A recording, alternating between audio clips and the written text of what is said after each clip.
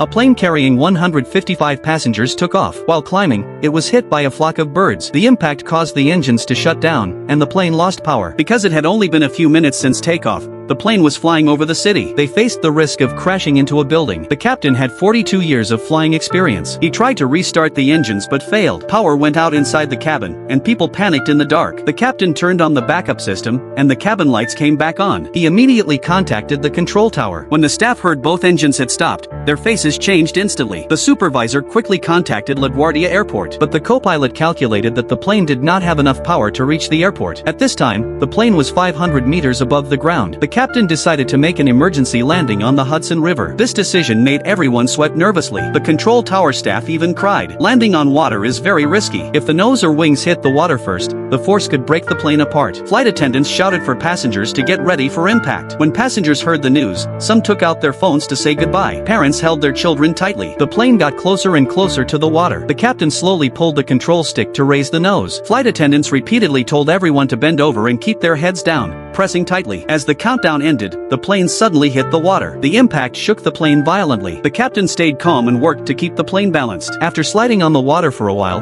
the plane finally stopped. But danger was not over. Water rushed into the cabin rapidly. The captain quickly ordered an evacuation. He opened the front door and launched the life rafts. Water kept flooding in. They had little time left. In less than half an hour, the plane would sink. Thanks to the crew's efforts, passengers started moving in an orderly way toward the rafts. But some panicked and jumped into the cold water. It was deep winter in New York. The freezing water would quickly cause hypothermia. Rescue boats arrived, and most people were already on the life rafts waiting. The approaching boats gave people hope. Many had tears in their eyes. The water had flooded most of the cabin. The captain stayed inside to check if anyone was trapped. He left last, only after confirming all passengers were safe. The rescued captain looked at the saved people, unaware of the crisis still waiting for him.